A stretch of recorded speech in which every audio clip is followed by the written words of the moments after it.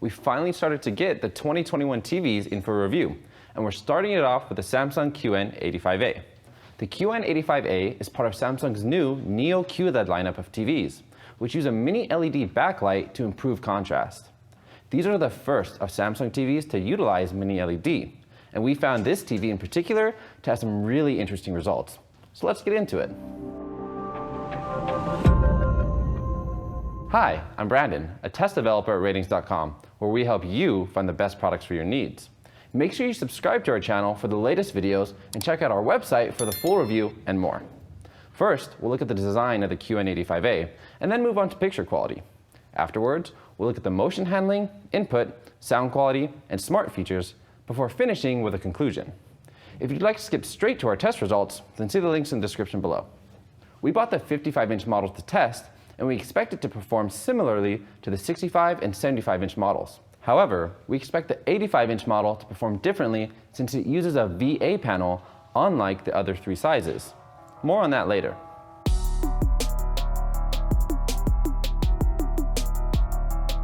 Starting with the design, one of the first things you'll notice about this TV is how incredibly thin it is, which is impressive when you consider there's a full array backlight. The design is what we've come to expect from Samsung, with a simple plastic back that looks sleek and feels solid. The stand is small and center mounted, which is great as it can be placed virtually on any sized furniture. The stand also props the TV up a decent height, so there's room for a soundbar. The stand doesn't look quite as premium as the QN90A, but you can always remove it and wall mount the TV thanks to the VESA mount. There's a cutout for the ports and some cable management routes along the back, so the TV can mount flush against the wall while still hiding all the cables. In the port cutout, you'll find 4 HDMI ports, with port 4 being HDMI 2.1 and the others being HDMI 2.0. Port 3 supports ARC and eARC, so you can still pass audio to a sound system while reserving the 2.1 port for gaming consoles.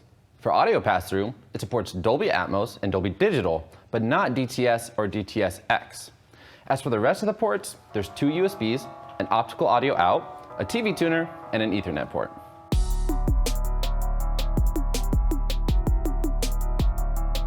So we've established the TV looks good, but what about the picture quality? Well, this TV has some really good strengths, but also some surprising weaknesses. And this all starts with the contrast. At first glance, the QN85A seems like another typical VA panel from Samsung. Even when we first turned on the TV, nothing in particular stood out. However, upon further inspection, we realized the panel had properties that were very unlike a VA panel. One of the first things we did after plugging in the TV was watch some dark scenes just to get an initial impression of the new mini LED backlight and how it affects the local dimming. Head on, the local dimming looks good, but we noticed at an angle there was quite a lot of blooming, even more so than other TVs. This was our first hint that something was different. Later on in testing, a dead giveaway that something was off was the native contrast ratio. With local dimming disabled, we measured a native contrast ratio of 1373:1, which is much more in line with an IPS panel and not a VA. So it appeared that Samsung is using an IPS-like panel with the QN85A. Another giveaway are the viewing angles, which are really good, better than most other IPS TVs we've tested. It accomplishes this despite not having a wide viewing angle layer, as a reflection shot doesn't have that rainbow blooming effect that other TVs with this layer have, such as the QN90A. We looked through the service menu and found the panel is made by BOE, and the panel number is 55B1AU8TA.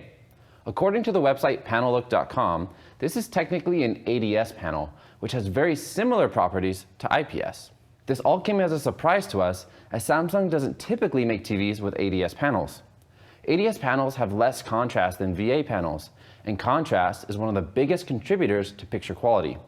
Having low contrast means the image won't look as deep. It'll look somewhat flat or washed out, and blacks will appear gray in a dark room. That said, don't write this TV off just yet, as the local dimming feature improves perceived contrast by quite a bit. It even momentarily fooled us into thinking it was a VA panel. As mentioned earlier, the native contrast ratio with local dimming disabled is fairly low. But with Samsung TVs, you can't disable local dimming unless you go into the service menu. So most people will be using the TV with local dimming enabled. With it enabled, we measured a contrast ratio of 1956:1, which isn't much higher than the native contrast ratio. However, Keep in mind that perceived contrast from local dimming is highly dependent on the scene and how the local dimming algorithm reacts to that scene. It seems our checkerboard pattern causes the black areas to light up a bit, despite there being enough zones for them to be completely shut off. We found real content to have a much higher perceived contrast than what our checkerboard pattern measures. It's important to note that we measured this contrast with the TV in movie mode. In other modes, like PC, game, or dynamic mode, the local dimming algorithm does a much better job at turning off the black areas in the checkerboard pattern. In these modes, we measured a much higher contrast ratio, but the perceived contrast in actual scenes was about the same as movie mode. With that out of the way, let's dive deeper into the local dimming performance. Overall, the local dimming is decent, and as mentioned before, head-on it does a convincing job. There's some black rush in scenes like a Starfield, and there is noticeable blooming around small bright objects. At least there are a lot of zones to minimize blooming, and the zone transitions quickly, so there's no light trail behind fast-moving objects. But at an angle, blooming becomes much more distracting, even more so than compared to other TVs. We suspect this has to do with the TV having IPS-like properties, so the black levels are naturally higher in zones that are lit up. In game mode, local dimming is still decent, but for different reasons. We found there to be less black crush, but transitions between zones are much slower. So there's now a visible light trail behind moving objects. And of course, the distracting blooming is still present here. Moving on, let's take a look at the peak brightness, and the QN85A excels in this regard. In SDR, we measured a real scene peak brightness over 1150 nits, with most other window sizes hitting above 1100 nits. This TV is exceptionally bright and should easily overcome glare in most environments. In HDR, we again measured a remarkable real scene peak brightness of over 1200 nits, with most other window sizes measuring above 1100. Thanks to the number of lighting zones and high brightness, specular highlight detail in HDR should really stand out on this TV. In game mode, we measured a large drop in HDR peak brightness in the 2% window, and some other small dips elsewhere, but the experience should be more or less the same. So HDR games with specular highlight detail will really pop. As for gray uniformity, it's only decent. There's vignetting in the corners and some slight dirty screen effect throughout, so it may be distracting when watching sports or other content with large uniform colors. Although it should be fine for most people. Unfortunately, the black uniformity is not great. You can see here on our native black uniformity picture, there's a ton of flashlighting and backlight bleed in the bottom and right side of the TV. It's almost reminiscent of what you'd see in a monitor. Keep in mind, this is with local dimming disabled. With it turned on, the black uniformity looks much better. This should be to no one's surprise though, as most of the local dimming zones are turned off with our pattern. So you'll only notice the uniformity issues if the local dimming raises the black level in a dark scene. So the flashlighting at the bottom is still visible in some cases, such as subtitles in a widescreen movie, like you can see here. Now onto the viewing angles. And as we discussed earlier, they're pretty great. They're better than most other LCD TVs we've reviewed, but still not on par with an OLED display. This means colors won't look too washed out or dim if viewing the TV from an angle, which makes it a great choice for rooms with wide open seating where people may be sitting off axis. Well, at least for brighter content where you won't notice the local dimming. This TV is well suited for bright environments, not only because of the high peak brightness, but also because of the superb reflection handling. The reflection handling is among some of the best of the TVs we've tested, so glare won't get in the way of you enjoying your favorite show. And as mentioned earlier, this TV isn't using a wide viewing angle layer, so it lacks the rainbow blooming effect that some people find distracting. Moving on to color reproduction, we found the QN85A to be extremely accurate out of the box. Against our SDR target, colors are very accurate and it tracks our 2.2 gamma curve very well. Color accuracy can vary unit to unit, but since this is among the highest scoring TV for pre-calibration we've come across, it bodes well for other units. If you'd like to see our post-calibration settings, then be sure to check out the full settings page here. Now let's take a look at the color gamut, which is the range of colors a TV can display. A wide gamut is important for HDR content, so you can see all the vivid colors and hues that are often used with HDR. The QN85A has a very wide gamut, covering almost 95% of the DCI P3 color space. This is great for HDR, so you can have a saturated image that really pops. For gradient handling, the TV does a pretty good job. Gradient handling is how finely different colors that are similar can be displayed. If a TV performs poorly with gradation, you'll notice banding in scenes with gradients, such as a sunset.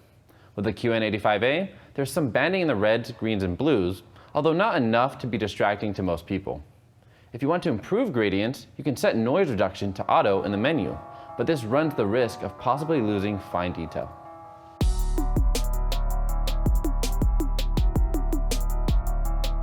Now that we've looked at the picture quality of the TV, let's move on to the motion handling and gaming performance, starting with the response time. Response time is how quickly one color can change to the next, and a slow response time will result in a blurry trail behind fast-moving objects, known as ghosting. Overall, the response time is very good. You shouldn't notice much ghosting in motion, but we did measure overshoot in the 0 to 20 transition, so you may see some artifacting in dark, fast-moving scenes. If you want to further improve motion clarity, you can enable black frame insertion or motion interpolation. Black frame insertion turns the backlight off between frames, which reduces persistence blur. You can learn more about how it works here. The QN85A calls this feature LED clear motion, and it works for both 60 Hz and 120 Hz. But using BFI, especially at a lower frequency, can cause eye strain issues with some people, so it's not for everyone. You can also try motion interpolation, which Samsung calls picture clarity in the menus. The QN85A can interpolate up to 120 Hz with low frame rate content, and you can learn more about how that works here. This does create what many refer to as a soap opera effect, so again, it's not for everyone. By the way, if you want to know how to change these settings, be sure to check out our upcoming video on the picture settings for the QN85A and the QN90A, where we'll go over these details. For variable refresh rate, we found the QN85A works with FreeSync via Radeon graphics card or with an Xbox Series X console connected. Curiously enough, VRR doesn't work with an NVIDIA graphics card, as we noticed tearing in game despite us being able to enable G-Sync in the NVIDIA control panel. Although support could come at a later date via a firmware update, as it did with last year's models.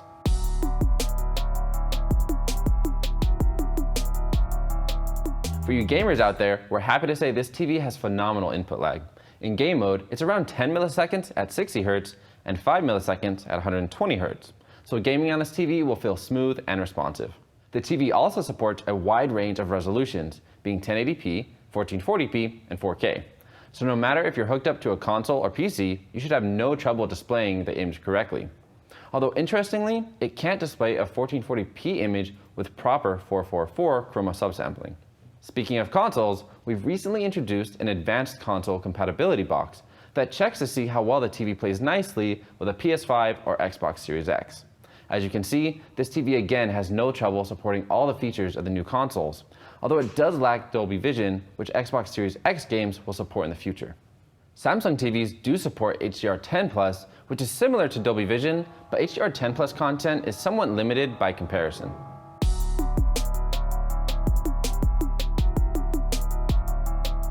Now let's check out the sound quality. Overall, the sound quality is decent, but not as good as its big brother, the QN90A, nor nearly as good as some other high-end TVs we've tested. The mid-range sounds good with clear vocals, but it falls in treble and the mid to low bass are almost non-existent. Enthusiasts or audiophiles will want something better, such as a soundbar or dedicated speaker system.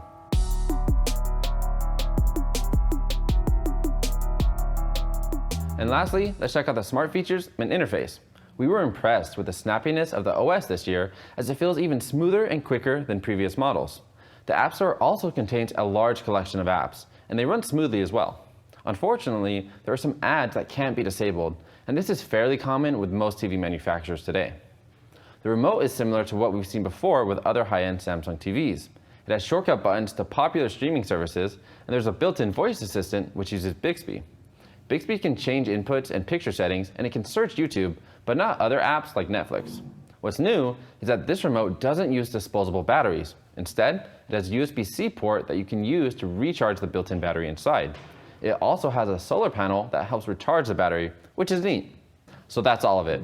Overall, the Samsung QN85A is a great TV that excels in a lot of areas.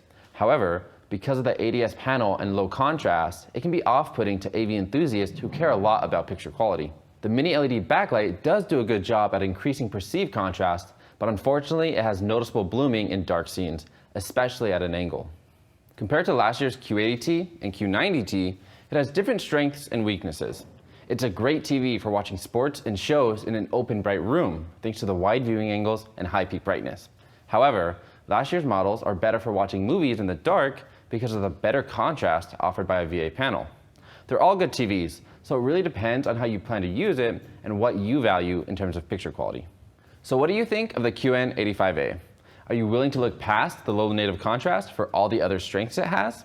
Let us know in the comments below. Also, we're currently hiring in our offices in Montreal for various positions. So if you want to help people find the best products for their needs, have a look at the careers page on our website.